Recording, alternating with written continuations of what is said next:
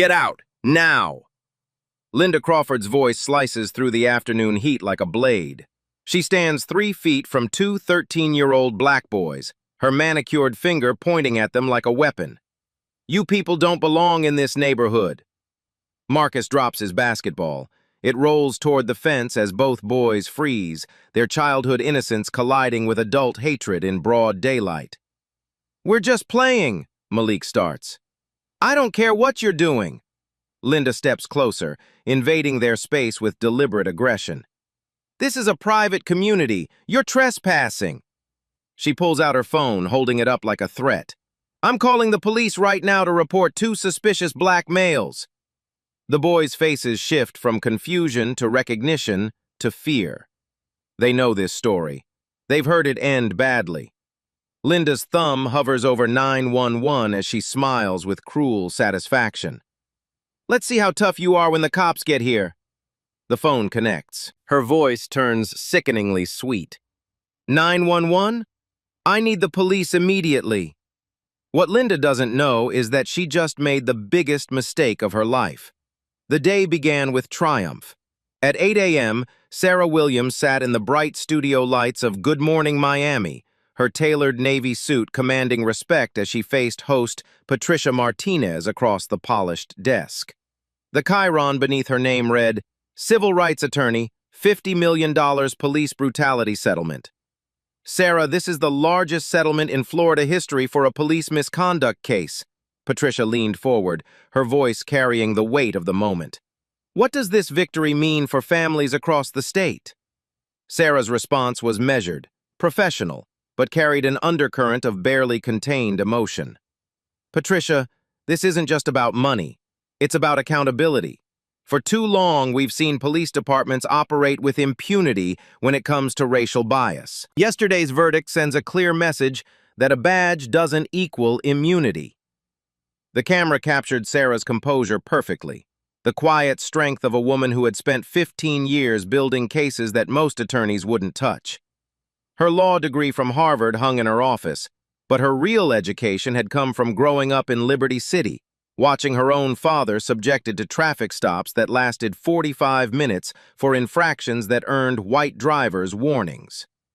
You've mentioned that this case was personal, Patricia continued. Can you elaborate? Sarah's pause was brief, but viewers caught the flicker of something deeper. I have twin sons, 13 years old. Every day I teach them their rights because I know that knowledge might be the only protection they have. No parent should have to have that conversation, but until we reform how police interact with communities of color, that's our reality. The interview continued for another 12 minutes, covering police reform initiatives, bias training programs, and Sarah's next legal targets. What viewers saw was professional excellence. What they didn't see was the exhaustion beneath the surface, the 3 hours of sleep, the coffee-stained legal briefs scattered across her kitchen table, the weight of carrying not just her own family's hopes, but those of every family who looked like hers. By 10:30 a.m., Sarah was pulling into her driveway on Magnolia Court, a tree-lined street in Coral Springs where she'd deliberately chosen to raise her boys. The house was modest by the neighborhood standards, a 4-bedroom colonial with cream siding and black shutters, but it represented everything she'd worked toward: safety, stability, the chance for her sons to grow up without looking over their shoulders. Marcus and Malik were waiting in the kitchen, still in their summer school clothes, backpacks dropped by the door with the casual disregard of adolescence. At 13, they were already taller than most of their classmates, their voices in that awkward stage between childhood and whatever came next. But their faces still lit up when they saw her, and for a moment, the weight of the morning's television appearance lifted. Mom, you were amazing! Marcus rushed to her side, his NASA t-shirt wrinkled from a morning spent bent over math worksheets. Mrs. Peterson made our whole class watch during current events. Malik nodded enthusiastically from his position at the kitchen counter, where he was constructing what could generously be called a sandwich. Everyone was like, "That's your mom? You look like those lawyers on TV shows." Sarah laughed, the sound genuine for the first time all day. I am one of those lawyers, baby. Just happens to be real life instead of television. She kicked off her heels and surveyed her kitchen, the nerve center of their small family. Homework still covered the breakfast table. The dishwasher hummed its familiar rhythm. Normal life, the kind she fought so hard to preserve for them, continued in all its beautiful mundanity. "So what's the plan for this afternoon?" she asked, loosening the blazer that had felt like armor during the interview. "Basketball," both boys said simultaneously, their twin telepathy as strong as ever. Sarah glanced at the clock. "Summer school homework finished?" "All done." Malik held up a completed packet. "Mr. Rodriguez said if we finish the week's work early, we get extra gym time." "And you'll be back by 4?" "4 sharp," Marcus confirmed. "Same as always." Sarah studied their faces, seeing her own features reflected back. The strong jawline inherited from her father, the determined eyes that had gotten her through law school. But there was something else there. Something she'd worked hard to preserve. Innocence. The ability to move through the world without calculating threat levels, without scanning every interaction for signs of danger. "All right," she said finally. "But you know the rules." "Stay together," they recited in unison. "Keep your phones on. Keep our phones on. And if anyone gives us trouble, we record everything. Stay calm and call you immediately," Malik finished. "Mom, we know. We've got this." Sarah wanted to protest, to keep them close where she could see them, where she could stand between them and a world that might not see their youth, their intelligence, their gentle hearts. Instead, she saw what she had given them: confidence, knowledge, the tools to navigate spaces that hadn't always welcomed people who looked like them. "Go," she said, and meant it. "Just be safe." They grabbed their basketballs from the garage, identical Spalding spheres worn smooth from months of practice, and headed down Magnolia Court with the easy stride of boys who belonged exactly where they were. Sarah watched from the front window until they turned the corner toward the recreation area, then retreated to her bedroom for the nap she desperately needed. The house settled into the afternoon quiet. Somewhere in the distance, a lawnmower hummed. A neighbor's dog barked twice, then fell silent. The Good Morning Miami interview was already being shared on social media, generating comments from supporters and detractors in equal measure. Sarah's phone buzzed periodically with congratulatory messages from colleagues, interview requests from other stations, and the usual hate mail that followed any high-profile civil rights victory. She ignored all of it. For the first time in months, Sarah Williams, Harvard Law graduate, civil rights champion, the woman who had just won $50 million for a family destroyed by police violence, allowed herself to simply be tired. Outside, her sons made their way toward the basketball court where they'd spent countless summer afternoons perfecting their free throws and arguing about everything from NBA stats to whether alien life existed. They walked with the casual ownership of space that their mother had fought to give them, unaware that their perfect morning was about to collide with someone else's deeply imperfect worldview. The transition from triumph to catastrophe would take exactly 3 hours and 17 minutes. Linda Crawford had been watching from her kitchen window for 23 minutes when she finally decided to act. The boys had arrived at the basketball court with their usual easy confidence, and something about their comfortable familiarity with the space irritated her beyond reason. They moved like they belonged there, like they had every right to occupy a space she had mentally claimed as part of her domain.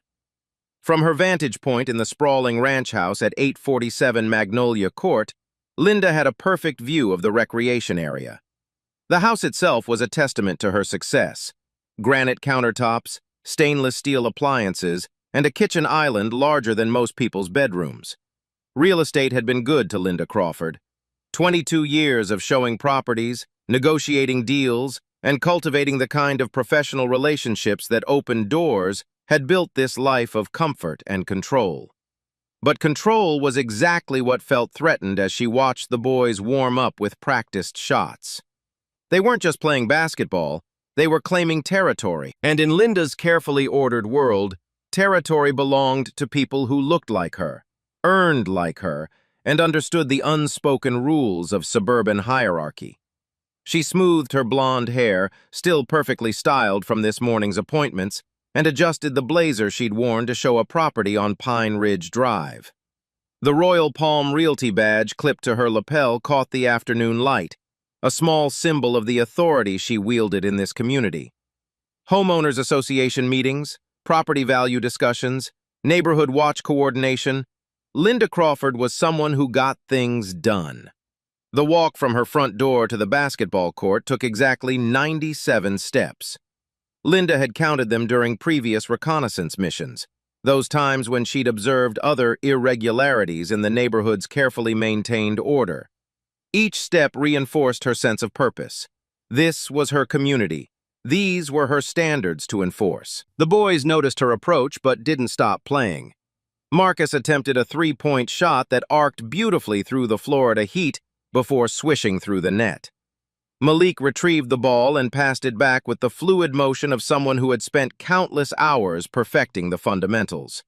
Their concentration was complete, their joy obvious, their belonging absolute. Linda's heels clicked against the asphalt as she entered the court area. The sound was sharp, deliberate, designed to command attention. When the boys continued playing, she cleared her throat with theatrical authority. "Excuse me."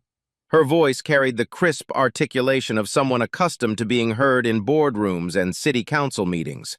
"Do you boys live in this neighborhood?" Marcus caught the ball and held it against his hip, his posture respectful but not submissive. The careful manners his mother had instilled showed in the way he made eye contact, the way he waited before responding. "We're just playing basketball, ma'am."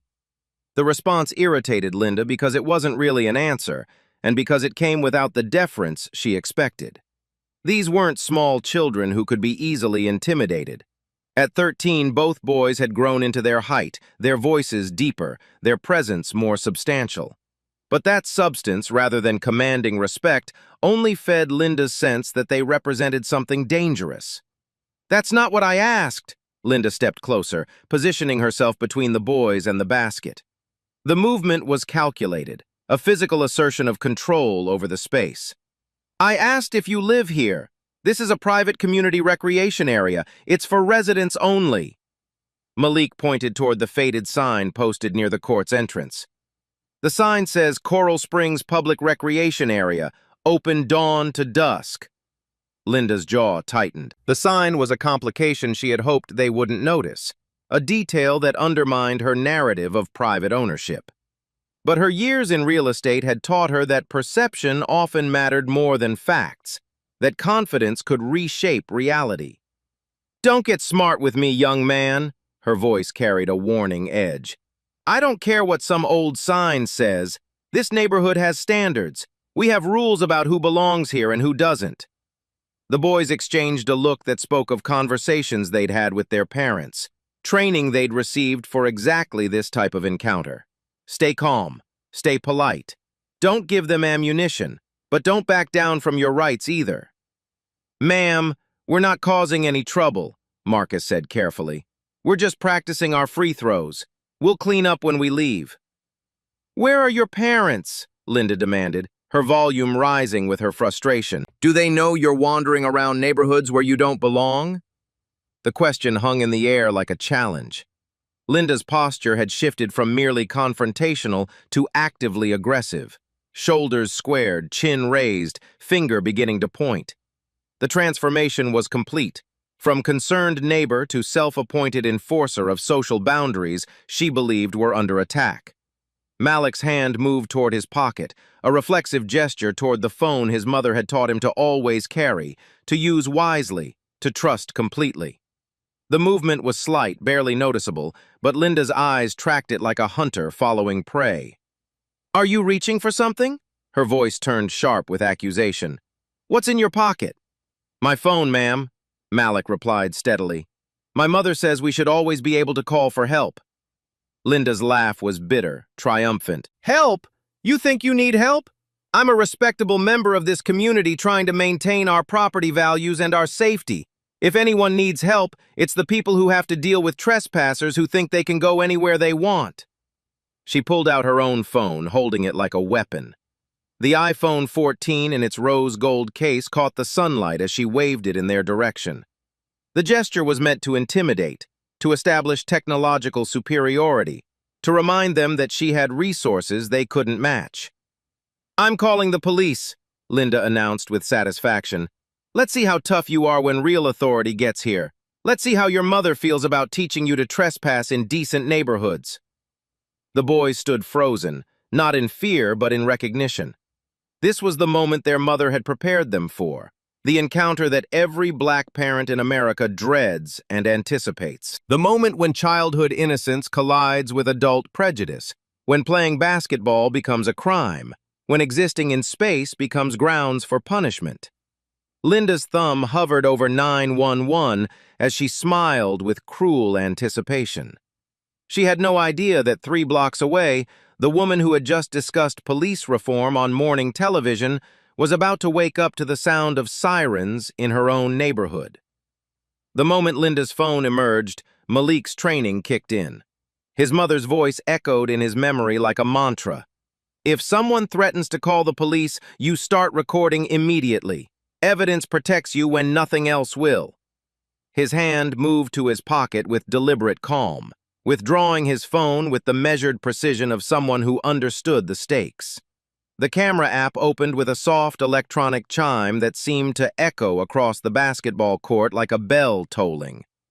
"Don't you dare record me!" Linda's voice cracked with outrage, her carefully maintained composure fracturing. The red record button on Malik's screen represented something she hadn't anticipated: accountability. "You have no right to film me!" Marcus stepped closer to his brother, their twin synchronicity emerging in crisis the way it had throughout their childhood. Where Malik documented, Marcus would speak. Where one showed vulnerability, the other provided strength. They had learned this dance through years of navigating a world that required them to be twice as good, twice as careful, twice as prepared. "Ma'am, we're recording for our safety," Marcus said, his voice carrying the careful pronunciation their mother had drilled into them. "It's our legal right to document any interaction with someone who threatens to call the police." Linda's face flushed red beneath her carefully applied foundation. The boy's calm competence unraveled her narrative of dangerous juveniles who needed adult control. These weren't frightened children she could intimidate into submission. They were prepared, trained, armed with knowledge that transformed her authority into something questionable. "Your legal right?" she sputtered. "Who taught you to talk about legal rights? What kind of parents raise children to be so disrespectful?" Malik adjusted his phone angle to capture Linda's full figure, ensuring the audio picked up every word. His mother had taught him about frame composition during their evening discussions about civil rights history. "Wide shots show context," she'd explained. "Close-ups can be manipulated, but wide shots tell the whole story." "Ma'am, we're being completely respectful," Marcus continued. "We answered your questions honestly. We showed you the public recreation sign. We offered to clean up after ourselves. We haven't raised our voices or used any inappropriate language." The recitation was tactical, each point delivered like evidence in a case their mother had taught them to build from the moment any confrontation began. Linda found herself facing not children but junior attorneys who understood exactly what game was being played. "This is a private community," Linda's voice rose to something approaching a shout. "I don't care what some faded sign says. This basketball court serves the families who live here, who pay taxes here, who belong here." According to the Coral Springs Municipal Code Section 12.3.7, Malik said quietly, still filming, "public recreation areas funded with municipal bonds cannot be restricted based on residency status during posted operating hours." Linda's mouth opened and closed like a fish pulled from water. The boy had just quoted municipal code to her. Municipal code! She was a real estate agent. She should know those regulations better than some 13-year-old kid. But the confidence in his voice suggested knowledge she couldn't challenge. Where did you learn?" she stammered. "Our mother taught us," Marcus said simply. "She says knowledge is the most powerful weapon you can carry, and it's the one they can never take away from you." The words hung in the afternoon air like a prophecy. Linda heard threat in the boy's calm certainty, in the way he spoke about knowledge as weaponry, in the suggestion that they might want to disarm him. But the boys heard something else entirely. Their mother's love translated into preparation, her expertise transformed into protection, her legal mind ensuring their survival. "Your mother," Linda's voice dripped with disdain. "And what exactly does your mother do that makes her such an expert on legal rights?" It was a question born of pure arrogance, the assumption that whatever authority figure had educated these boys couldn't possibly match Linda's middle-class standing, her professional credentials, her social position in the community hierarchy. She expected to hear about a teacher, maybe a social worker, someone whose advice could be dismissed as irrelevant idealism. Marcus and Malik exchanged the briefest glance, a moment of twin telepathy that communicated volumes. They knew exactly who their mother was, what she had accomplished, what she represented. But they also understood that revealing her identity would escalate this confrontation beyond their ability to control it. "She's taught us that every person has constitutional rights," Marcus said diplomatically, "and that those rights don't disappear just because someone else feels uncomfortable." Linda's phone buzzed in her hand, a text message that she glanced at reflexively. The momentary distraction gave the boys a chance to assess their situation with the clinical detachment their mother had taught them. Malik continued recording while Marcus cataloged details. Linda's real estate badge, her house number visible in the background, the time stamp on his brother's phone, the complete absence of any actual threatening behavior on their part. "I don't care about constitutional rights," Linda said, her attention returning to the boys with renewed venom. "I care about property values and community safety. I care about maintaining the kind of neighborhood where families can feel secure." "We're not threatening anyone's security," Malik said gently, his phone steady in his hands. "We're playing basketball." "You're loitering," Linda snapped. "You're trespassing. You're making residents uncomfortable with your presence." The word choice was telling. Not making me uncomfortable, but making residents uncomfortable. As if Linda spoke for the entire community. As if her personal discomfort had been democratically ratified by every homeowner on Magnolia Court. "Has anyone else complained about us playing here?" Marcus asked reasonably. Linda's pause was telling. The truth was that no one else had complained because no one else had noticed. Or if they had noticed, they'd seen exactly what any reasonable person would see. Two well-dressed children playing basketball on a summer afternoon. "That's not the point," she said finally. "The point is that you don't belong here." "According to what law?" Malik pressed gently, still recording. "According to common sense." Linda's composure cracked completely. "According to basic social order. According to the reality that some neighborhoods have standards." The boys absorbed her words with the patience of people who had heard variations of this speech their entire lives. Their mother had prepared them for this moment not with anger but with understanding. The recognition that Linda's rage wasn't really about basketball or trespassing or even them specifically.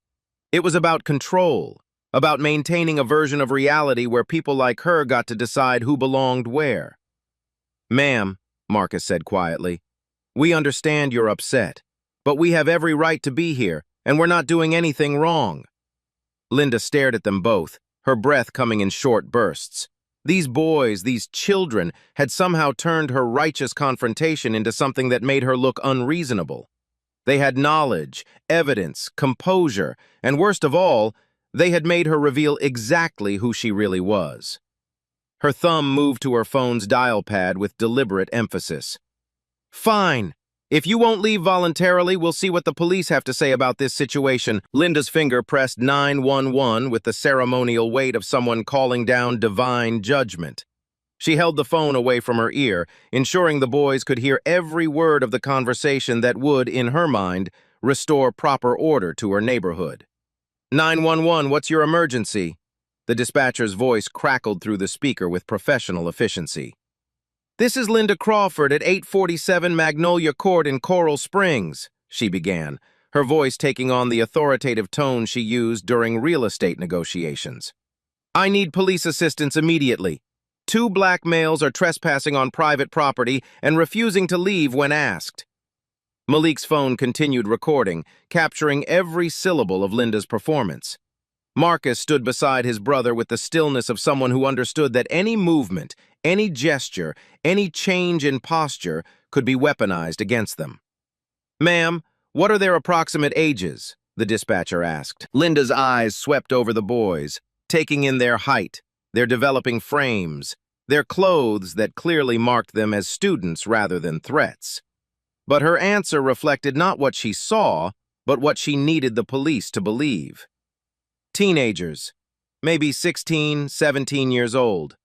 They're large for their age, and they've been loitering here for over an hour making threatening statements. Malik's eyebrows raised slightly at the age inflation, but he kept filming. Marcus remained motionless except for the almost imperceptible tightening of his jaw. Their mother had warned them that truth would be the first casualty in any encounter like this, that someone determined to see them as threats would reshape reality to match their fears. "What kind of threatening statements, ma'am?" Linda's pause was brief but telling. In the space between question and answer, she constructed a narrative that transformed teenage confidence into menace, legal knowledge into insolence, simple presence into invasion. "They're talking about their rights, about laws, about how they can do whatever they want," she said, her voice gaining confidence with each fabrication. "They're recording me without permission, which I believe is illegal. They're acting very aggressive and confrontational. One of them quoted some kind of legal code at me like he was threatening me with a lawsuit." The boys exchanged a look that communicated volumes. They were witnessing their own story being rewritten in real time, their polite responses becoming aggression, their legal knowledge becoming threatening behavior, their compliance becoming confrontation. "Are they armed, ma'am?" Linda's gaze swept over the boys again, searching for anything she could characterize as threatening. Marcus held a basketball. Malik held a phone. Neither carried backpacks, weapons, or anything more dangerous than the remnants of their summer school homework visible in their pockets. "I don't know," Linda said, and in those 3 words, she crossed a line that would define everything that followed. "They keep reaching into their pockets. They could have anything. I'm a single woman here, and I feel very unsafe. They've been acting erratically, pacing around, talking to each other in low voices like they're planning something." The boys hadn't been pacing.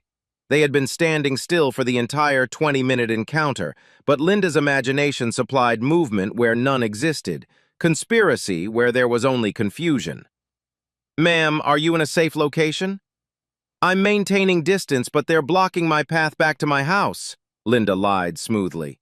Her front door was clearly visible behind her, 30 feet of open lawn providing an unobstructed route to safety. "They've positioned themselves between me and my property. It feels very intentional, very threatening." The transformation was complete. Linda Crawford, who lived in a house worth $600,000, who carried a real estate license and a concealed weapons permit, who was 6 feet from her own front door in broad daylight in one of Florida's safest suburbs, had become a damsel in distress, threatened by 2 8th-graders playing basketball. "Units are en route, ma'am. Please maintain a safe distance until officers arrive." "Thank you," Linda said, her satisfaction evident. "These boys have no idea what they've gotten themselves into. I hope their parents are prepared to deal with the consequences of raising children who think they can intimidate law-abiding citizens." She ended the call and stood watching the boys with the expression of someone who had just played a winning hand. But Marcus and Malik weren't looking at her anymore. They were looking past her, at the neighbors who had begun emerging from houses up and down Magnolia Court. Mrs. Rodriguez from 2 houses down stood on her front porch, her phone also raised, recording the confrontation. Her expression was troubled as she watched a grown woman celebrate calling police on children. Mr. Peterson, walking his golden retriever, had stopped on the sidewalk to observe, his weathered face creased with concern. The teenage daughter of the family across the street watched from her bedroom window, her own phone capturing the scene from a different angle. Old Mr. Williams, a retired teacher who had lived on Magnolia Court for 37 years, emerged from his garage with pruning shears still in hand. drawn by the commotion. His eyes moved from Linda to the boys to the growing collection of phones documenting the confrontation. Linda noticed the gathering audience and felt vindicated. Here was community support for her actions. Neighbors who understood that she was protecting their shared investment in suburban tranquility. What she didn't recognize was the expression on their faces, not support, but growing unease as they watched a grown woman call police on children who were clearly doing nothing wrong. The sirens began as distant whispers, barely audible over the ambient sounds of suburban afternoon life. But they grew steadily louder, more insistent, until the peaceful rhythm of Coral Springs was overwhelmed by the urgent wail of emergency response vehicles racing toward a basketball court where two boys stood filming their own pursuit. Marcus's phone buzzed with a text message from their mother. "Having fun at the court? Don't forget sunscreen." The irony was so complete, so perfectly timed, that he almost laughed. Almost. Instead, he felt a crushing wave of sadness that his mother's casual concern would soon transform into the kind of parental terror that haunted black families across America. "You should have left when I gave you the chance," Linda said, her voice carrying the satisfaction of someone who believed justice was racing toward them in the form of flashing lights and sirens. "Now you'll learn what happens when you don't respect authority in this neighborhood. Your parents are going to have some very serious questions to answer about how they raised you." The first police cruiser rounded the corner onto Magnolia Court with lights strobing but siren now silent, a tactical choice that somehow made the vehicle's presence more ominous rather than less. The black and white Coral Springs Police Department vehicle moved with deliberate slowness, allowing its occupants to assess the scene before committing to action. A second cruiser followed 30 seconds behind, then a third. 3 patrol cars for 2 boys with a basketball. The deployment suggested danger on a scale that existed nowhere except in Linda Crawford's 911 call and whatever assumptions those call details had generated in the minds of responding officers. The neighborhood fell silent except for the sound of car doors slamming and radio chatter crackling through the afternoon air. Dogs stopped barking. Air conditioning units seemed to hum more quietly. Even the wind appeared to pause, as if nature itself recognized the gravity of what was about to unfold. The boys stood exactly where they had been standing when Linda first approached them 26 minutes earlier. They had not moved toward her, away from her, or anywhere else. They had not raised their voices, made threatening gestures, or done anything beyond exercising their constitutional right to exist in public space while black. But as the police cars arranged themselves around the basketball court like predators surrounding prey, Marcus and Malik understood that none of their innocence, none of their compliance, none of their careful preparation would matter in the next few minutes. The first officer emerged from his vehicle with his hand resting on his service weapon, not drawn, but positioned for quick access. He was approximately 35 years old, white, with the practiced awareness of someone who had responded to thousands of calls that began exactly like this one. "Step away from each other," he commanded, his voice carrying across the basketball court with unmistakable authority. "Hands where I can see them." Sarah Williams woke to the sound of sirens cutting through the afternoon quiet like knives through silk. 3 blocks away, but getting closer. Always getting closer in a neighborhood where emergency vehicles were as rare as snow in July. She sat up in bed, her lawyer's instincts pulling her from sleep faster than any alarm clock. Something was wrong. The sirens weren't passing through, they were arriving. Multiple vehicles, coordinated response, the kind of deployment that meant serious trouble in suburbia. Sarah moved to her bedroom window and saw the flashing lights painting the tree-lined street in alternating reds and blues. Her blood chilled as she realized the direction. The basketball court. Her boys. She was running before conscious thought caught up with adrenaline, bare feet flying down the stairs, through the kitchen, out the front door without stopping for shoes or keys or any of the careful preparation that defined her professional life. The perfectly manicured lawn of Magnolia Court had never felt so endless as she sprinted toward the strobing lights that surrounded her children. The scene that greeted her was every black parent's nightmare made manifest. 3 police cruisers arranged in a semicircle around the basketball court. Her sons, her babies, standing with their hands cuffed behind their backs like common criminals. Officers treating 13-year-olds like dangerous suspects, while neighbors recorded everything on phones that would soon feed social media algorithms designed to turn tragedy into entertainment. "What are you doing to my children?" Sarah's voice cut across the crowd with the force of 15 years spent arguing cases in courtrooms where her presence challenged every assumption about who belonged at the defense table. Every head turned toward her. Every phone swiveled to capture this new development in what was becoming a neighborhood spectacle. She ran directly toward her sons, maternal instinct overwhelming any tactical consideration about approaching armed police officers. Officer Martinez, a 10-year veteran of the Coral Springs Police Department, stepped into her path with his hand raised. "Ma'am, step back. We're handling a situation here." Sarah's eyes blazed with fury that made her morning television composure look like a gentle warm-up. "Those are my sons! Take those handcuffs off immediately!" "Ma'am, we received a call about suspicious individuals." "Suspicious?" Sarah's voice rose to something approaching a roar. "They're 13 years old playing basketball. What exactly is suspicious about children exercising in a public recreation area?" Linda Crawford stepped forward from her position near the fence, sensing an opportunity to reassert control over a situation that had somehow shifted away from her. "These boys were trespassing and became aggressive when I asked them to leave. They were making threats." Sarah's attention swung toward Linda like a laser finding its target. For the first time since waking up, she had a clear view of the woman who had called the police on her children. Middle-aged, blonde, professionally dressed, wearing the expression of someone who expected to be believed without question. "You called the police on my children?" Sarah's voice dropped to something more dangerous than shouting, the controlled fury of someone who knew exactly how to weaponize words. "For playing basketball?" "I was protecting this neighborhood," Linda began. "From what?" Sarah stepped closer, and Linda instinctively stepped back. "From children? From students? From boys doing exactly what this court was designed for." Officer Martinez attempted to regain control. "Ma'am, I need to see your identification." Sarah pulled her bar association card from her pajama pocket, along with her driver's license. The movement was sharp, efficient, betraying none of the trembling rage that coursed through her system.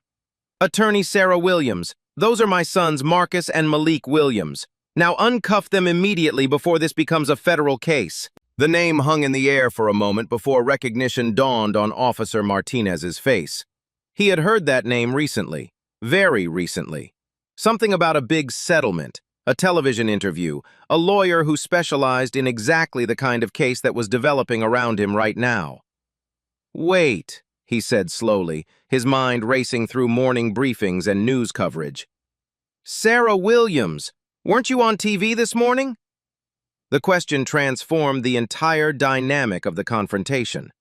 Suddenly, Linda's confident narrative of dangerous juveniles collided with the reality that she had called police on the children of a woman who had spent the morning discussing police reform on live television. Sarah's expression shifted from maternal rage to professional calculation. "Good morning, Miami. We discussed the $50 million police brutality settlement I won against the Broward County Sheriff's Office, the case that established new precedents for accountability when officers failed to recognize their own racial bias." Officer Martinez felt the blood drain from his face. His partner, Officer Davis, had gone completely still beside their patrol car, the recognition hitting him like a physical blow. They had just handcuffed the children of the lawyer who had become famous for suing police departments, the lawyer who specialized in civil rights violations, the lawyer who had won the largest police misconduct settlement in Florida history. Linda's confusion was evident as she looked between Sarah and the officers, trying to understand why everyone's demeanor had suddenly changed. "I don't care if she was on television," she said, her voice carrying less confidence than before. "These boys were trespassing." "On a public basketball court?" Sarah turned her professional attention to Linda like a prosecutor examining a hostile witness. The same court that's clearly marked with Coral Springs municipal signage indicating public access from dawn to dusk. "They don't live here," Linda protested weakly. "According to what law does residency determine access to municipal recreation facilities?" Sarah's voice carried the crisp precision of someone who had memorized every relevant statute. "Are you familiar with the Equal Protection Clause of the 14th Amendment? Or perhaps the Civil Rights Act of 1968? The crowd of neighbors had grown larger, their phones capturing every word of an exchange that was rapidly becoming a masterclass in civil rights law delivered by a mother in pajamas whose children were still handcuffed for the crime of existing while black. Officer Martinez made the decision that would define the rest of his career. "Release them," he said quietly to his partner. The metallic click of handcuffs being removed echoed across the basketball court like a bell tolling the end of Linda Crawford's authority. Marcus and Malik rubbed their wrists where the metal had bitten into young skin, their dignity slowly returning as circulation restored feeling to fingers that had gone numb with restraint. Sarah gathered her sons into a fierce embrace that spoke of relief, rage, and the primal protectiveness that had driven her barefoot sprint across 3 blocks of suburban perfection. She held them close enough to feel their heartbeats, to confirm they were unharmed, to reassure herself that this nightmare was real, but ending. "Are you hurt?" she whispered, her hands checking for injuries that wouldn't show on cameras, but could last a lifetime in memory. "Did they hurt you?" "We're okay, Mom," Marcus said quietly, his voice carrying the weight of someone who had aged years in the past 30 minutes. "We did exactly what you taught us. We stayed calm. We recorded everything. We knew our rights." "We got it all on video," Malik added, holding up his phone like evidence in a case that was already building itself. "Every word she said, every lie she told the 911 dispatcher." Sarah's expression shifted from maternal relief to professional interest as she reviewed the footage her sons had captured. The video quality was perfect. Clear audio, steady camera work, wide shots that captured context, and close-ups that documented details. Their preparation had paid off in ways that would soon reshape this entire confrontation. Linda Crawford watched this reunion with growing unease. The dynamic had shifted so dramatically that she found herself questioning her own version of events. These weren't dangerous juveniles being reunited with an irresponsible parent.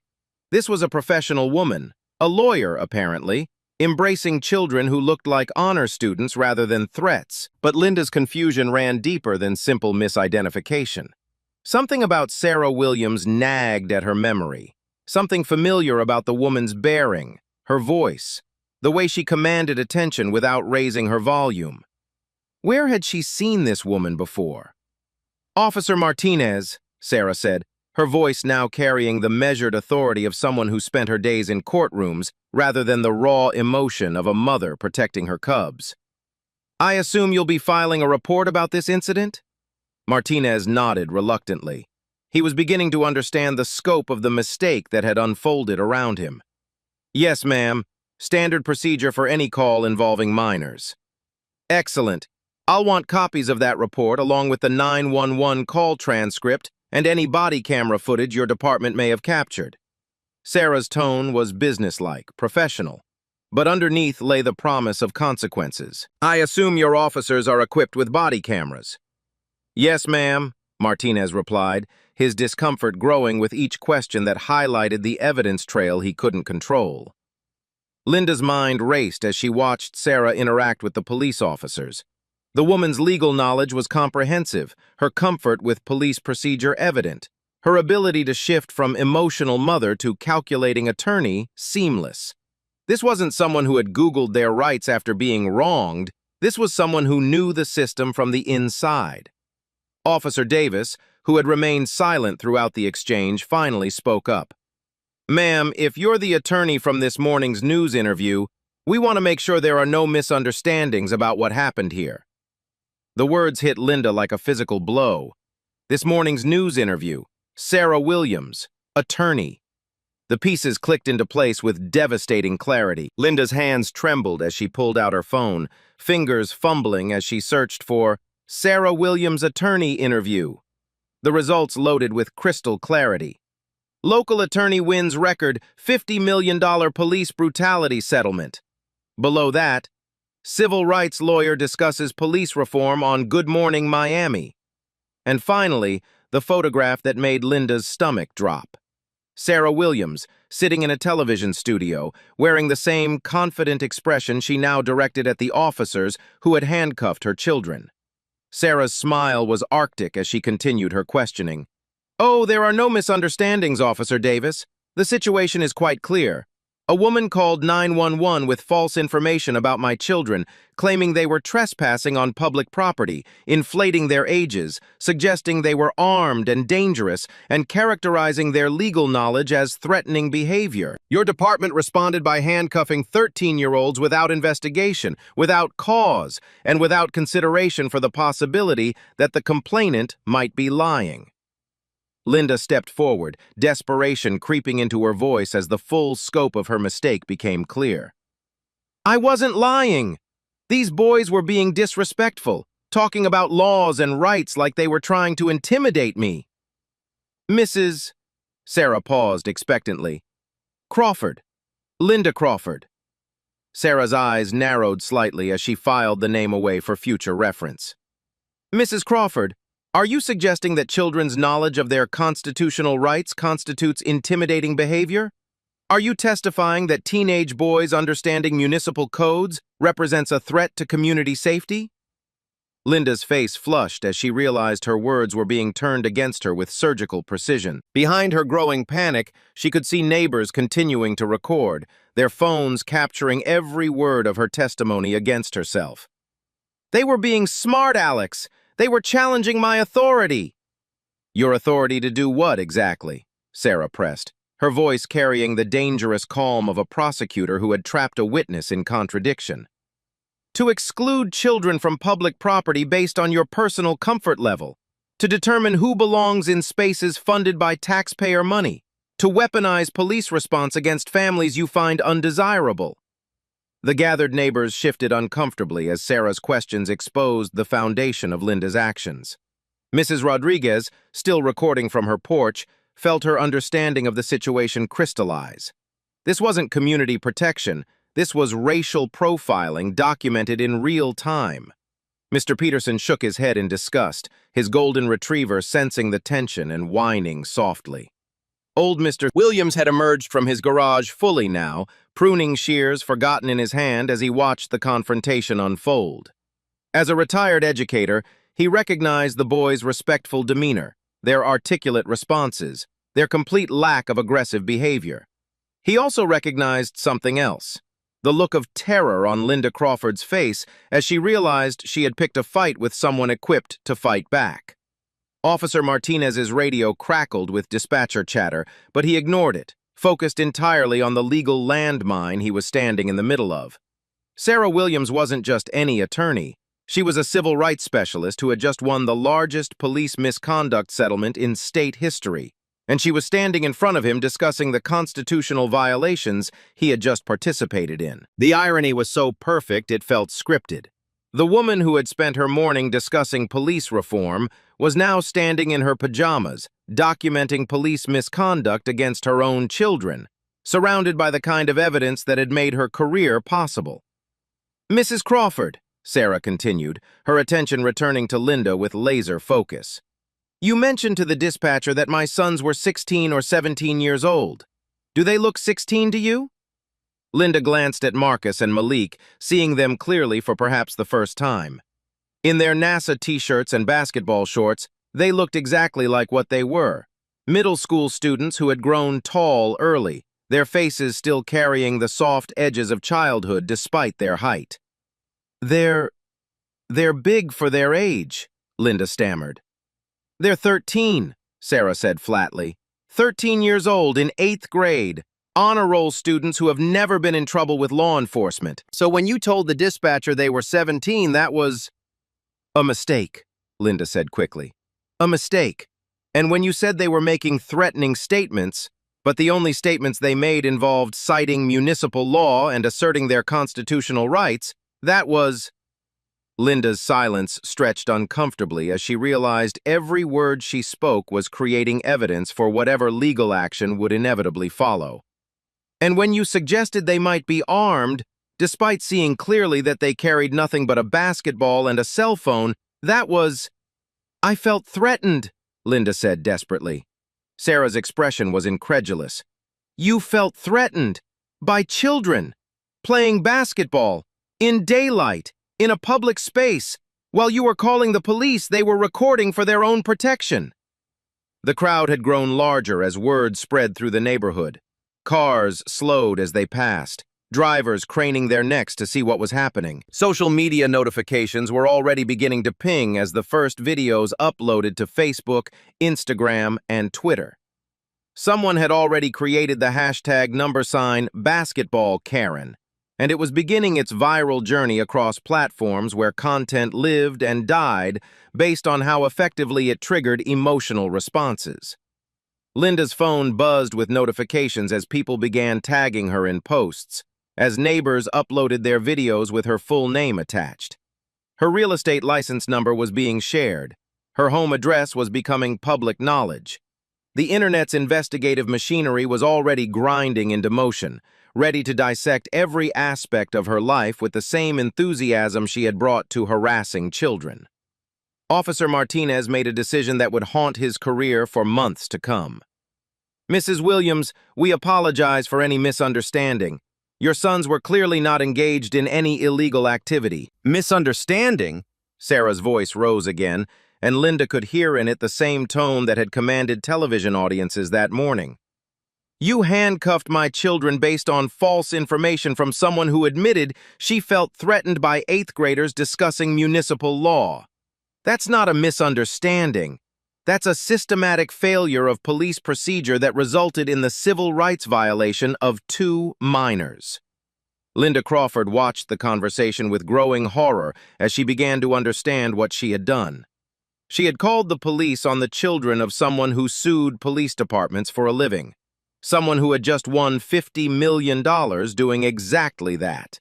Someone who was now standing in front of multiple cameras, documenting every word of a confrontation that was spiraling completely out of her control. I was just trying to protect the neighborhood, Linda said weakly, her voice carrying none of the authority it had held 30 minutes earlier. From what? Sarah asked one final time, her question echoing across the basketball court like a judge demanding final testimony. From children who know their rights? From families who understand the law? From Black people who refuse to accept that your discomfort determines their access to public space? The question hung in the air like an indictment, and in the silence that followed, Linda Crawford finally understood the magnitude of her mistake. She had awakened something far more dangerous than 2 boys with a basketball. She had awakened the law itself, personified in a woman who had dedicated her career to making people like Linda pay the price for exactly this kind of behavior. The first video uploaded to social media at 4:23 p.m., exactly 47 minutes after Linda Crawford had dialed 911. Mrs. Rodriguez, who had been recording from her front porch, hit share on Facebook with shaking hands and a caption that would define the narrative for everything that followed. Racist Karen calls cops on kids playing basketball, then finds out their mom is the civil rights lawyer from this morning's news. The video was 93 seconds of compressed outrage. It captured Linda's confrontation with the boys, her false 911 call, the arrival of 3 police cars for 2 children, and Sarah Williams emerging like an avenging angel in pajamas to reclaim her handcuffed sons. But most importantly, it captured the moment of recognition, the exact instant when Officer Martinez realized he had just arrested the children of the woman who specialized in suing police departments. Within 12 minutes, the video had been shared 47 times. Within 30 minutes, it had jumped platforms to Instagram, Twitter, and TikTok, each share adding commentary that amplified the outrage. The story had everything social media algorithms craved: racial injustice, karmic justice, powerful women, institutional hypocrisy, and the kind of perfect irony that made viewers simultaneously furious and satisfied. The TikTok version, edited down to 60 seconds with dramatic music and text overlays, exploded first. A teenager in Denver had clipped the most damaging moments. Linda saying, "You people don't belong here." The boys calmly citing municipal law, the police handcuffing children, and Sarah's devastating revelation of her identity. The text overlay read, "When Karen calls cops on civil rights lawyers' kids the same day she was on TV talking about police reform." Instagram stories picked up the narrative next, with influencers and celebrities sharing reaction videos that reached millions of followers. A comedian with 2 million followers posted a video of herself watching the confrontation, her expressions shifting from anger to disbelief to satisfaction as the story unfolded. "This is what we mean when we say, 'Play with fire, get burned,'" she captioned the clip. Twitter became a battlefield of opinions, with verified users weighing in from across the political spectrum. Civil rights activists shared the video with commentary about systemic racism. Legal experts analyzed the constitutional violations in real-time threads. Conservative commentators questioned whether the boys had been appropriately respectful and whether Sarah Williams was exploiting the situation for professional gain. By 5:15 p.m., the hashtag #BasketballKaren was trending in South Florida. By 5:45 p.m., it had spread to Atlanta, then Nashville, then Houston. The internet's collective investigative machinery had identified Linda Crawford within 2 hours of the first upload, cross-referencing her real estate license, her home address, and her professional headshots with the woman in the videos.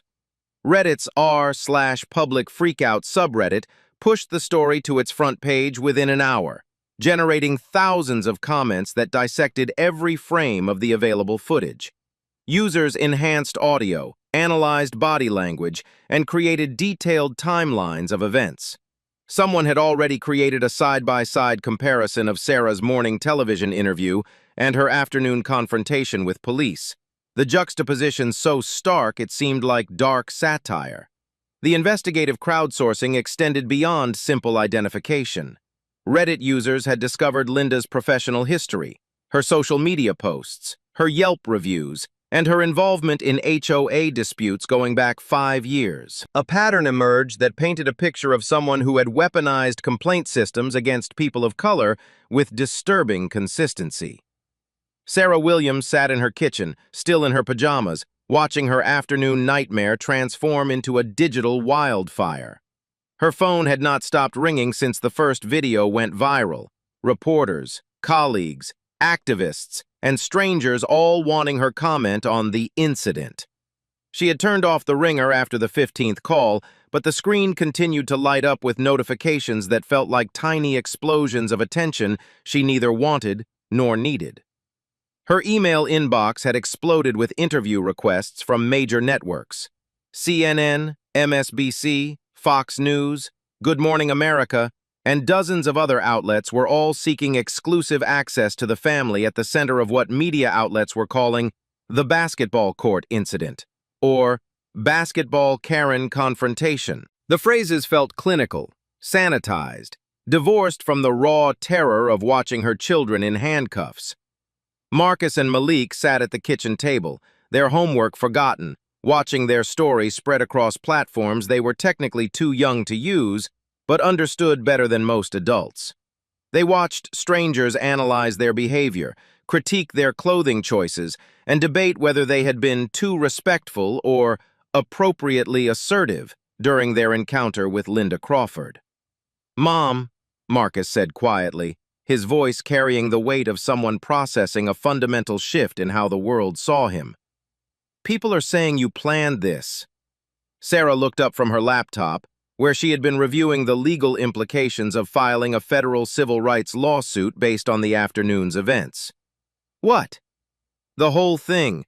They're saying you told us to go to that basketball court knowing that lady would call the cops so you could sue her." Malik's voice carried the hurt confusion of someone discovering that cynicism could poison even obvious injustice.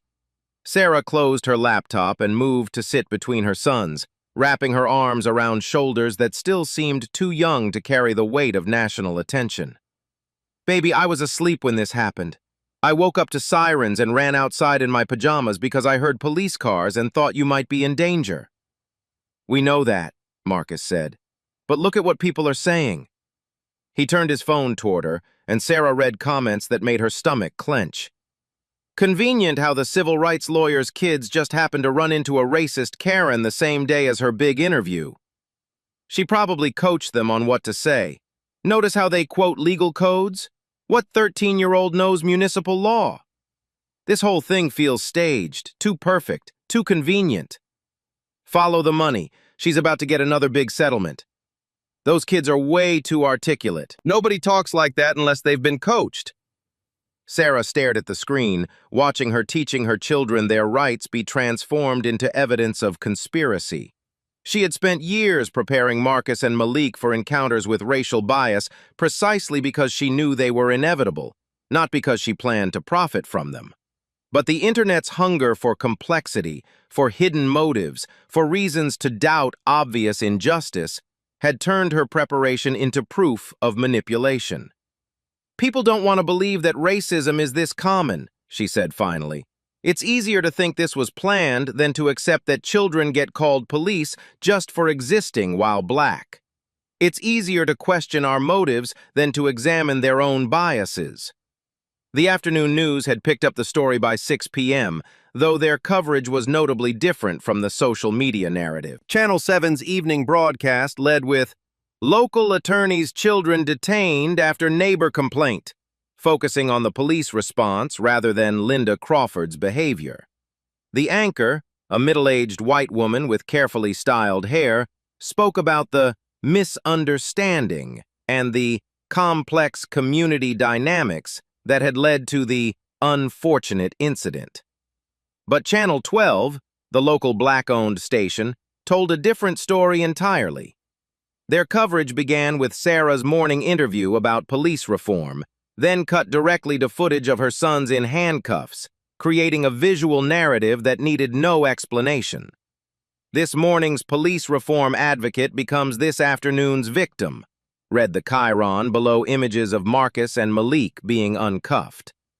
The dichotomy in coverage reflected the broader social media response, where reactions split along predictable lines. Supporters shared the videos with captions like, "This is why we need police reform now," and "Sarah Williams lives what she preaches." Detractors questioned everything: the timing, the boys' responses, Sarah's motivations, even the authenticity of the recordings. Local news stations were already dispatching crews to Coral Springs for evening broadcasts, their satellite trucks beginning to line the streets around Magnolia Court. Neighbors found themselves thrust into an unwanted spotlight, with reporters approaching anyone willing to comment on Linda Crawford's character, the neighborhood's dynamics, or their observations of the afternoon's events. Linda Crawford's world was collapsing in real time. Her real estate agency had received over 300 angry phone calls by evening, forcing them to disconnect their main line and issue a statement distancing themselves from her actions. The statement, posted on their website and social media accounts, read, "Royal Palm Realty does not condone discrimination of any kind. Linda Crawford's actions do not represent our company values, and we are reviewing her association with our agency." The company's Google reviews were being bombed with one-star ratings and comments specifically about Linda's behavior. Screenshots of the reviews were being shared across social media as evidence that public opinion had definitively turned against her. The review bombing extended to Linda's personal real estate profile, where her professional rating dropped from 4.8 stars to 1.2 stars in a matter of hours. Linda herself had locked her doors, closed her blinds, and unplugged her home phone after reporters began arriving at her address. But the internet doesn't respect closed doors. Her professional headshots were being shared alongside screenshots of her 911 call transcript, creating memes that juxtaposed her smiling real estate photos with audio quotes like, "Two suspicious black males," and "They look dangerous." Someone had found her Yelp reviews, and the pattern they revealed was damning. Over the past 3 years, Linda had consistently given low ratings to businesses with predominantly black staff, often citing unprofessional behavior and attitude problems that other reviewers didn't seem to notice. The reviews were being screenshot and shared as evidence of systematic racism that extended far beyond one afternoon's confrontation.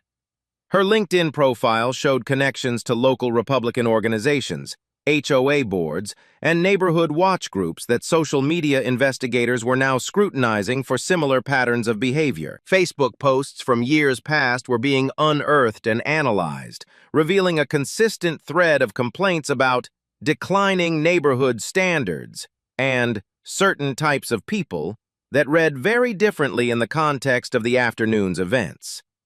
Her neighbor, Mrs. Rodriguez, was fielding interview requests from news stations across the state. Everyone wanted to talk to the woman who had captured the incident on video, who had witnessed Linda's behavior firsthand, who could speak to the broader dynamics of racial tension in suburban communities. Linda has called the police 6 times in the past 2 years, Mrs. Rodriguez told Channel 12's Evening Reporter. Every single time, it was about black people in the neighborhood. The mailman who was suspicious for taking too long, the food delivery driver who was loitering, the landscaping crew who was making too much noise. We all knew this day would come. The reporter, a young black woman named Ashley Carter, pressed for details. Did neighbors ever confront Mrs. Crawford about this pattern? Mrs. Rodriguez looked uncomfortable. We talked about it among ourselves, but nobody wanted to be the one to say something. You know how it is. You don't want to be accused of starting drama. But watching those boys get handcuffed today, I couldn't stay quiet anymore.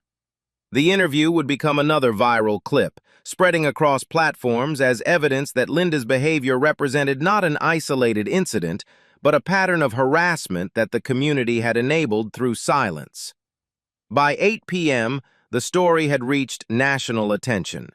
CNN picked it up as part of their evening segment on racial profiling, using Sarah's case as an example of how quickly ordinary interactions could escalate into civil rights violations. Fox News covered it differently, focusing on questions about whether the police had followed proper procedures and whether community members had the right to report suspicious activity. The competing narratives reflected America's fundamental inability to agree on what racism looked like when it wasn't wearing a white hood. For some viewers, Linda Crawford represented the logical conclusion of fear-based thinking that had been normalized by years of stranger danger messaging and neighborhood watch culture. For others, she was a concerned citizen who had been unfairly demonized for trying to protect her community. By 10 p.m., #BasketballKaren was trending nationally, competing with political hashtags and celebrity gossip for top positions on Twitter's trending topics. The story had taken on a life of its own, spreading far beyond the original incident to become a symbol of larger conversations about race, privilege, and justice that America had been avoiding for decades. Sarah Williams sat in her home office at 6 a.m., surrounded by legal pads covered in her neat handwriting, her laptop displaying multiple browser tabs open to municipal codes, civil rights statutes, and case law precedents. The viral storm had raged through the night, but now came the methodical work that separated professional attorneys from internet commentators, building a case that could survive judicial scrutiny. The evidence was overwhelming, but evidence meant nothing without proper documentation, chain of custody, and legal strategy. Sarah had spent her career teaching other attorneys that viral videos won public opinion, but federal courts required more substantial foundations. She was about to construct a case that could reshape how police departments responded to racially motivated complaints. Her first call went to Detective James Wilson, a black investigator in the Coral Springs Police Department who had worked with Sarah on previous cases. Wilson had texted her the night before with a simple message. "We need to talk, off the record." "Sarah," Wilson's voice was grim when he answered. "I've been reviewing the incident reports from yesterday. We have problems. Big problems. How big? Linda Crawford has filed 47 complaints with our department over the past 18 months. 47, Sarah. Every single one involved people of color. Every single one resulted in a police response without investigation. We've been functioning as her personal security force without anyone noticing the pattern. Sarah felt her stomach drop. She had expected a civil rights case against Linda Crawford. She hadn't anticipated systematic police department complicity spanning nearly 2 years. "Get me copies of every report," she said. "Every 911 call, every incident response, every follow-up. I need to see the entire pattern." "That's not all," Wilson continued. "I pulled Linda's husband's employment records. Robert Crawford is a union representative for the South Florida Police Benevolent Association. He's the guy who negotiated qualified immunity clauses in our last contract. He's been protecting officers from exactly the kind of lawsuit you just won against Broward County." The scope of the conspiracy was becoming clear. Linda Crawford wasn't just a racist neighbor. She was the wife of someone who had institutional power to protect police officers from accountability. Her repeated calls weren't random acts of bigotry. They were systematic abuse of a system her husband had helped design to be unaccountable.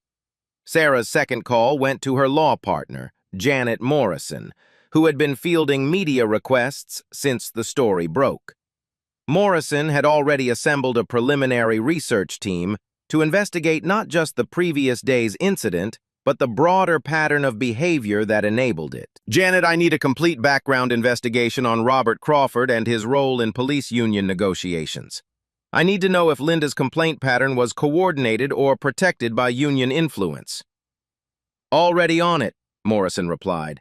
"But Sarah, you should know that 3 other families have contacted us since last night. All black, all living in neighborhoods where Linda Crawford called police on them or their children. We're looking at a potential class action." The other victims had been afraid to speak out individually, knowing that challenging a white woman's word against their own would be futile. But viral video had given them cover to tell their stories, and their testimonies were devastating. Mrs. Angela Thompson from Pine Ridge Drive had been reported for suspicious behavior while walking her dog past Linda's friend's house. The police response had been 2 patrol cars and a 20-minute interrogation about why she was in that neighborhood, despite living 3 blocks away. Teenager Jamal Stevens had been stopped and questioned for loitering while waiting for his school bus after Linda called police claiming he was acting suspicious in a school zone. The irony that he was literally waiting for school transportation hadn't registered with responding officers. Most damaging was the case of Dr. Michael Roberts, a pediatrician who had been reported for breaking into a house that he had legally purchased 3 months earlier. Linda had called police claiming to witness a burglary in progress, resulting in Dr. Roberts being handcuffed in his own driveway while officers verified his ownership documents. Sarah reviewed each case with growing outrage. The pattern wasn't just racist, it was sophisticated. Linda had learned to use specific language that triggered law enforcement response. Suspicious, loitering, doesn't belong, acting strange. She had weaponized police procedure against anyone whose presence in her expanded definition of her territory made her uncomfortable. By 10 a.m., Sarah had received the 911 call recordings that Detective Wilson had promised. Listening to Linda's voice transform from concerned neighbor to increasingly frantic victim revealed a performance designed to escalate police response. In each call, Linda's descriptions became more dramatic, her fear more pronounced, her suggestions of danger more explicit. The most revealing call involved Dr. Roberts. Linda had started by reporting someone trying to get into a house, but escalated to a black male with tools attempting to break in, and finally, "I think he has a weapon, please hurry." Dr. Roberts had been carrying house keys and a stethoscope. Sarah's legal mind recognized the pattern immediately. Systematic filing of false police reports, each crafted to trigger maximum law enforcement response while maintaining plausible deniability. Linda had transformed 911 into her personal harassment system. using police officers as unwitting accomplices in racial intimidation. The forensic analysis extended beyond Linda's calls to the police department's response patterns. Sarah's research team discovered that calls from Linda Crawford's address or phone number received priority routing, faster response times, and larger officer deployment than similar calls from other residents. Someone had flagged her as a reliable complainant, whose reports deserved immediate attention. The preferential treatment made sense when viewed through the lens of Robert Crawford's union position. His influence within the department had created a protection racket where his wife's complaints received special consideration, regardless of their validity. Officers who might have questioned Linda's pattern of targeting black residents stayed silent because challenging her meant challenging the union representative's family. Sarah's investigation revealed that Robert Crawford had been present at union meetings where officers discussed problem residents who filed complaints against police. He had access to personnel files, disciplinary records, and internal communications that could be used to retaliate against officers who didn't cooperate with Linda's harassment campaign. The paper trail was damning. Internal police emails showed supervisors directing patrol units to respond quickly to calls from Linda's address. Training bulletins included language about supporting community stakeholders that veterans understood meant protecting people like the Crawfords. Performance evaluations rewarded officers for community engagement that often meant validating Linda's complaints regardless of evidence. But the most devastating discovery came from body camera footage that had been stored but never reviewed. Sarah's team found dozens of hours of recordings showing officers responding to Linda's calls with preconceived notions about guilt, asking leading questions designed to confirm rather than investigate her complaints, and treating people of color as suspects rather than citizens. In one particularly damaging recording, an officer approached Dr. Roberts with his weapon drawn, demanding identification before asking what he was doing at this address.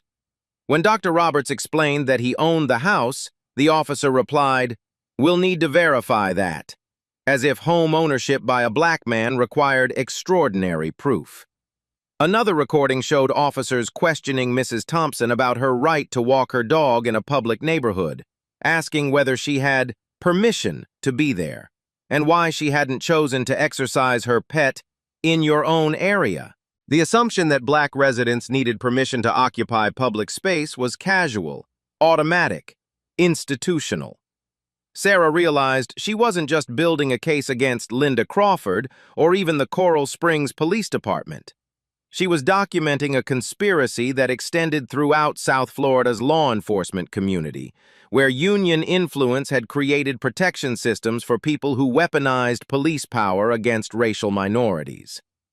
The broader investigation revealed that Robert Crawford's influence extended beyond Coral Springs. He had negotiated similar qualified immunity protections for officers in 6 departments across 3 counties. His union had successfully defended officers in 17 racial profiling cases over the past 5 years, creating a legal environment where complaints like Linda's faced no meaningful scrutiny. Sarah's team discovered that the Crawford family had systematically documented their complaints, creating files that portrayed Linda as a concerned citizen under siege from criminal elements threatening her neighborhood. The documentation was sophisticated, professional, designed to support legal challenges against anyone who questioned Linda's motives or methods. But Linda and Robert Crawford had made one crucial mistake. They had never anticipated that their victims would have access to the same legal resources they used to protect themselves.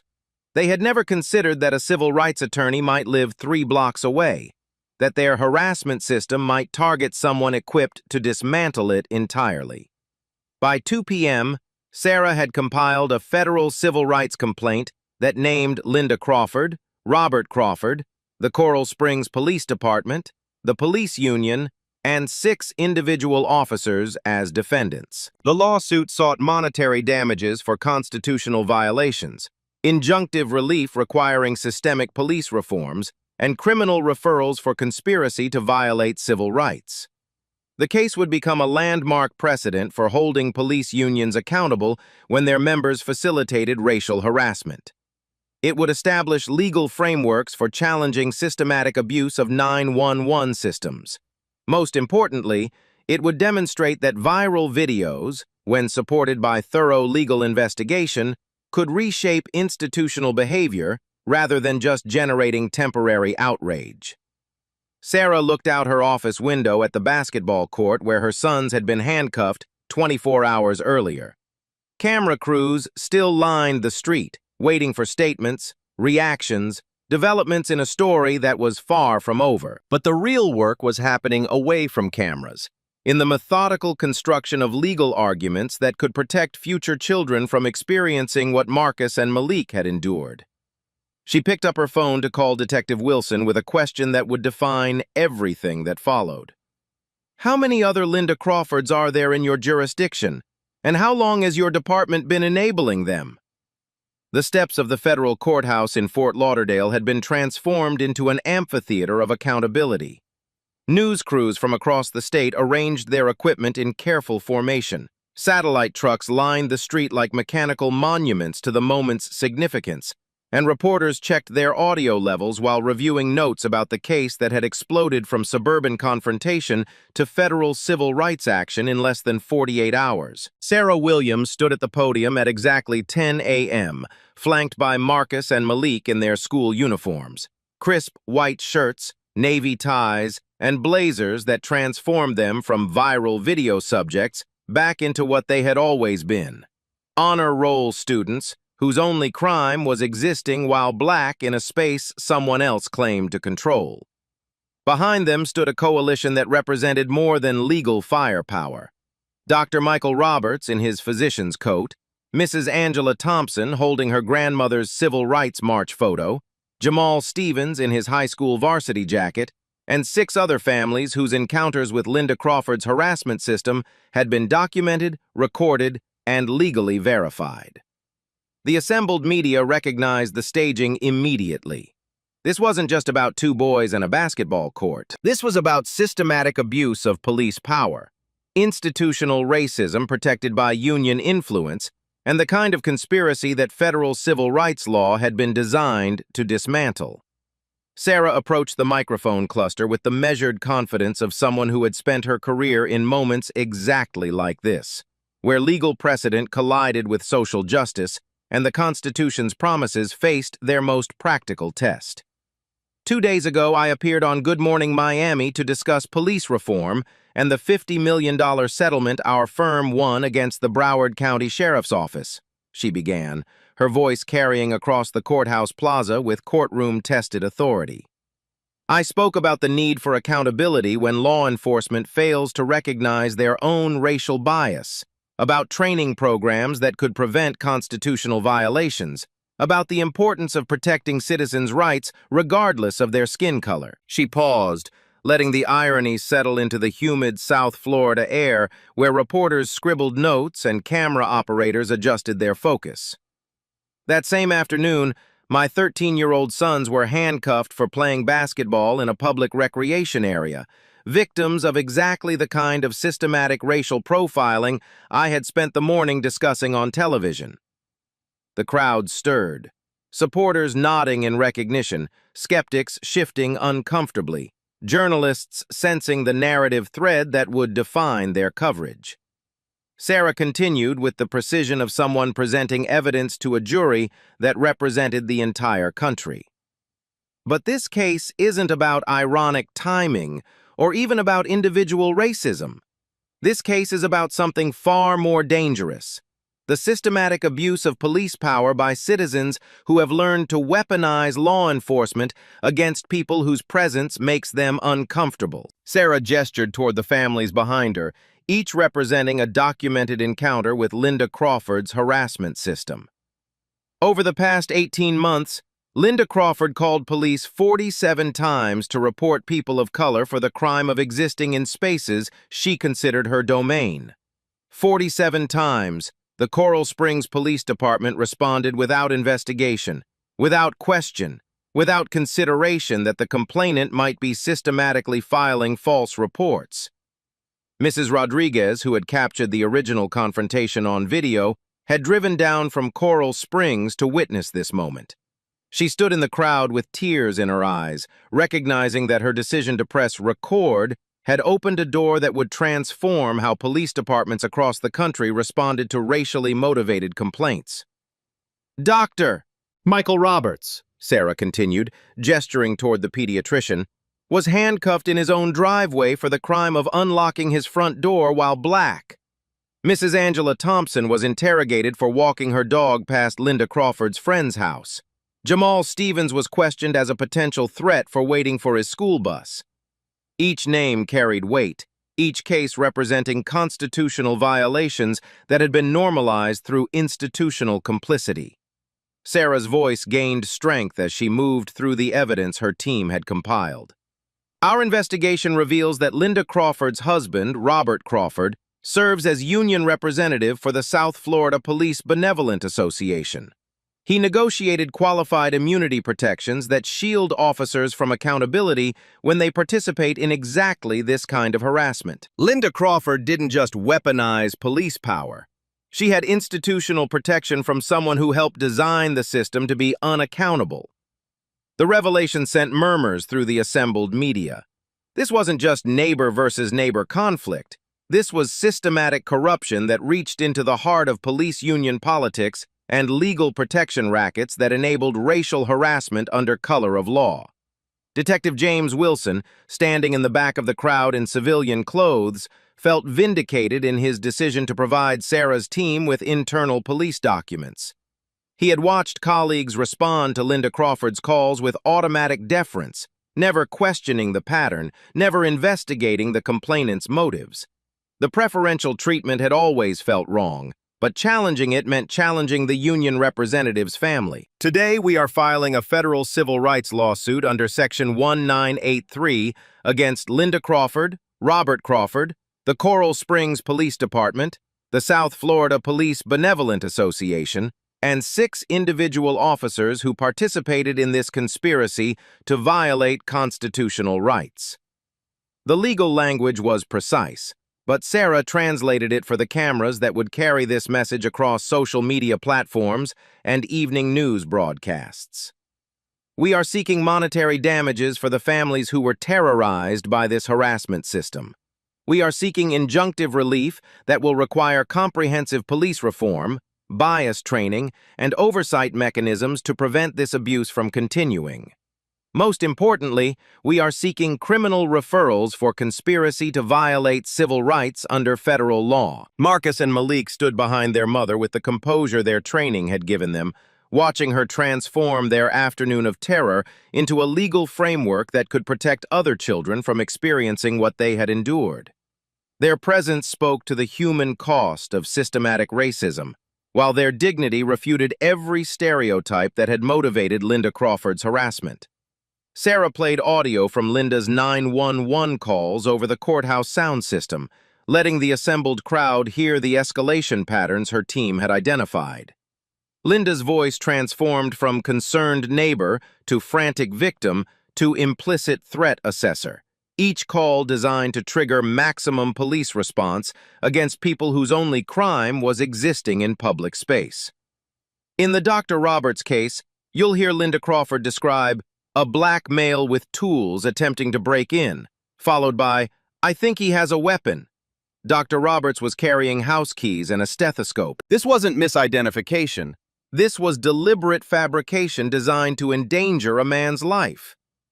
The courthouse plaza fell silent except for the sound of Linda's recorded voice describing threats that existed nowhere but in her imagination. The audio was damning, transforming speculation about racial bias into documented evidence of systematic false reporting designed to weaponize police response. Reporter Ashley Carter from Channel 12 raised her hand during the question period. "Mrs. Williams, some critics suggest this lawsuit is opportunistic, that you're exploiting your children's experience for professional gain. How do you respond?" Sarah's expression hardened slightly, recognizing the question that revealed how deeply racial bias infected even media coverage of constitutional violations. Miss Carter, if my children were white, would anyone question whether their civil rights deserved legal protection? Would anyone suggest that documenting police misconduct was opportunistic rather than necessary? Sarah's response was sharp, cutting. The suggestion that black families should accept constitutional violations quietly, that seeking legal redress somehow discredits our victimization, is exactly the kind of thinking that enabled Linda Crawford's harassment system. The reporter nodded, recognizing that her question had inadvertently revealed the bias Sarah's lawsuit was designed to address. Other hands went up, national media representatives seeking quotes that would define evening news coverage, local reporters investigating angles that would resonate with South Florida audiences, legal correspondents analyzing the case's potential impact on civil rights law. "What do you want to happen to Linda Crawford?" asked a reporter from CNN. Sarah's pause was deliberate, considering. "I want Mrs. Crawford to face the same legal consequences that any citizen faces when they systematically file false police reports. I want her to understand that weaponizing law enforcement against people of color is not community protection. It's a conspiracy to violate constitutional rights. Most importantly, I want systemic change that prevents future Linda Crawfords from using police departments as personal harassment systems." The question everyone wanted to ask finally came from a reporter representing Fox News. "Do you believe the Coral Springs Police Department intentionally discriminated, or were they simply responding to citizen complaints in good faith?" Sarah's response would be quoted in legal briefs for years to come. "Good faith requires investigation, not automatic deference to complainants who target people based on race. When police departments respond to 47 complaints from the same person targeting the same demographic without ever questioning the pattern, that's not good faith. That's willful blindness that violates constitutional rights." As the press conference concluded, Sarah gathered her sons close for photographs that would appear in newspapers across the country. Marcus and Malik had become symbols of resilience, preparation, and the next generation's refusal to accept that their rights were negotiable based on other people's comfort levels. The legal case would take months to resolve, but the precedent was already being set. Police departments across the country were reviewing their response protocols to racially motivated complaints. Union representatives were reconsidering the political cost of protecting members who enabled harassment systems. Most importantly, parents in suburban communities nationwide were having conversations with their children about recording interactions, knowing their rights, and refusing to internalize other people's prejudices. Linda Crawford watched the press conference from her locked house, surrounded by legal papers and termination notices, finally understanding that her harassment system had targeted someone equipped to dismantle it completely.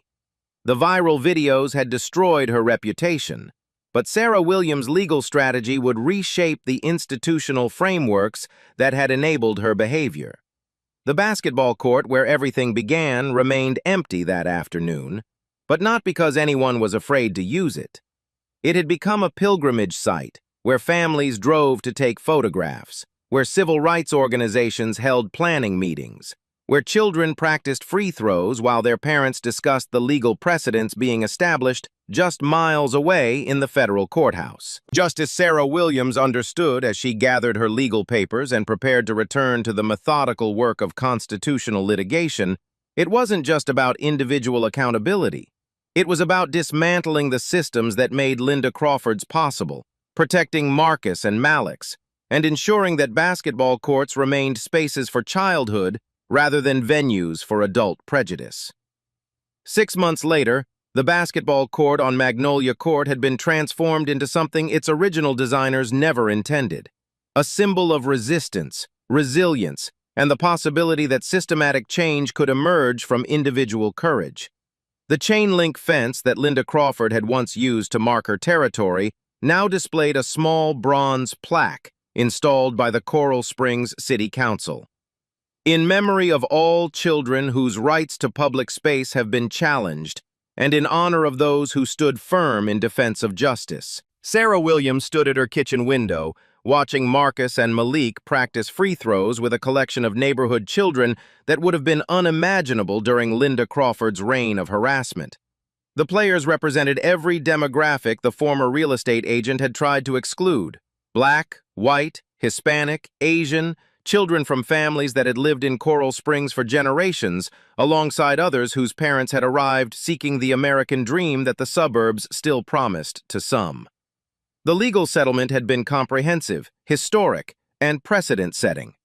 Linda Crawford had paid $800,000 in damages to the families she had terrorized, while her husband Robert lost his union position and faced federal charges for conspiracy to violate civil rights. The Coral Springs Police Department implemented mandatory bias training, civilian oversight boards, and response protocols that required investigation before deployment for racially charged complaints.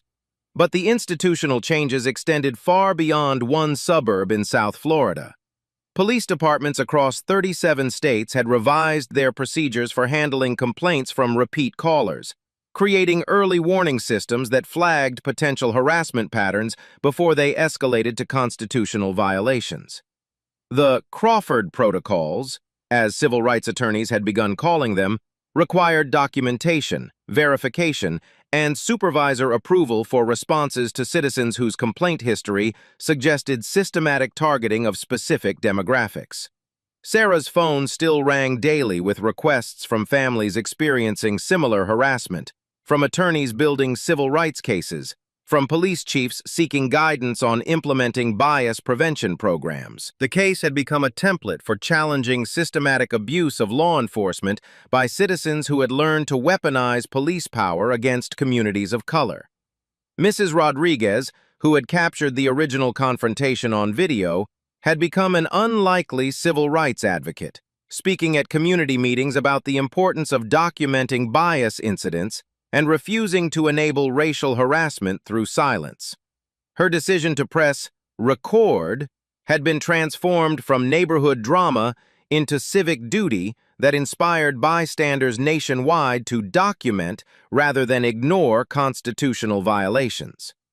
Detective James Wilson had been promoted to head the Coral Springs Police Department's new Civil Rights Compliance Division, a position created specifically to prevent future Linda Crawfords from exploiting police resources for personal racial harassment. His first case involved identifying 17 other repeat complainants whose calling patterns suggested similar abuse of the 911 system. The basketball court itself had become a gathering place that transcended its original recreational purpose. Every Sunday afternoon, families from across Coral Springs brought children to play while parents discussed community issues, local politics, and the ongoing work of creating neighborhoods where belonging wasn't determined by demographics. The informal gatherings had evolved into a civic organization that monitored local government, supported candidates who prioritized civil rights, and ensured that Linda Crawford's harassment system could never be rebuilt under different leadership. Linda Crawford had moved out of Coral Springs 3 months after the settlement, her real estate career destroyed, her social standing obliterated, her marriage to Robert strained beyond repair by the financial and legal consequences of their conspiracy. The house at 847 Magnolia Court had been sold to Dr. Patricia Hendricks, a black cardiologist who deliberately chose the property to make a statement about who belonged in spaces that had once been defended through racial exclusion. Dr. Hendricks had invited the Williams family to dinner during her first week in the house, sitting in the same kitchen where Linda Crawford had watched children with suspicion and planned their harassment. The two families had discussed the irony of the moment while their children played together in the yard that had once been an observation post for racial policing.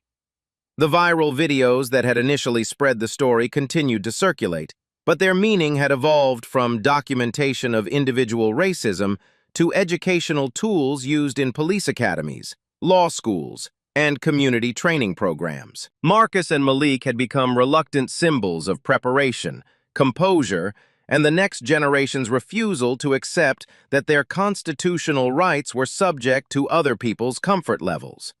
The boys themselves had returned to the rhythms of ordinary adolescence: basketball, homework, friends, and the gradual process of understanding that they had participated in something larger than a neighborhood confrontation. Their experience had been traumatic, but it had also been empowering in ways that would shape their understanding of citizenship, justice, and their own agency within systems that had historically excluded people who looked like them. Sarah had been invited to speak at law schools, police academies, and civil rights conferences across the country, sharing the legal strategies that had transformed viral outrage into institutional change. Her practice had expanded to include a new division specializing in systematic harassment cases, with attorneys in 12 states working to identify and dismantle Crawford-style abuse networks before they could terrorize entire communities. The morning news programs that had featured Sarah's initial interview about police reform now regularly covered the ongoing implementation of Crawford protocols in departments nationwide. The irony of her children's arrest occurring hours after her television discussion of bias training had become a case study in how quickly theoretical discussions of civil rights could become personal experiences of constitutional violation. But perhaps the most significant change was invisible, unmeasurable, present only in what didn't happen. Children who played in public spaces without being questioned, families who walked through neighborhoods without being reported, teenagers who waited for buses without being criminalized. The systematic documentation of Linda Crawford's harassment had created legal precedents that protected people who would never know their rights had been preserved by two boys with a basketball. Marcus made a perfect free throw as Sarah watched from the window, the ball arcing through Florida sunshine before dropping cleanly through the net. Malik retrieved it and passed it back with the easy confidence of someone who understood that this space, this moment, this simple act of play was his constitutional right rather than someone else's permission to grant. The basketball bounced against asphalt with the same rhythmic sound that had echoed through the neighborhood in the afternoon when Linda Crawford decided that children's presence required police intervention. But now the sound carried a different meaning. Not the threat that had triggered harassment, but the promise that public spaces could remain public, that childhood could continue despite adult prejudice, that justice was possible when preparation met opportunity and courage chose documentation over silence. Sarah smiled as she watched her sons play, knowing that the basketball court had been returned to its original purpose, while gaining new significance as a place where constitutional rights had been defended, where systematic oppression had been challenged, and where the future continued to practice free throws while their parents worked to ensure that freedom remained free. The work was far from over, but today children were playing basketball without anyone calling the police, and that was progress worth celebrating. Stories like this remind us that change is possible when we refuse to stay silent in the face of injustice. If this story resonated with you, subscribe to stay updated on more cases where ordinary people fought back against systematic oppression and won. Share this story with someone who needs to understand that knowledge truly is the most powerful weapon we can carry, and it's the one they can never take away from us. Have you or your family experienced racial profiling or harassment? Leave your story in the comments below. Your experience matters, your voice counts, and together we can document the patterns that courts need to see to create lasting change. Like this video if you believe every child deserves to play basketball without fear, and that every parent should have the tools to protect their children's constitutional rights. Remember, Marcus and Malik Williams knew their rights because their mother taught them. What are you teaching the children in your life? The next generation's freedom depends on the preparation we give them today. Justice served is just the beginning. Real change happens when we all decide to be the documenters, the witnesses, and the voices that refuse to let injustice hide in silence.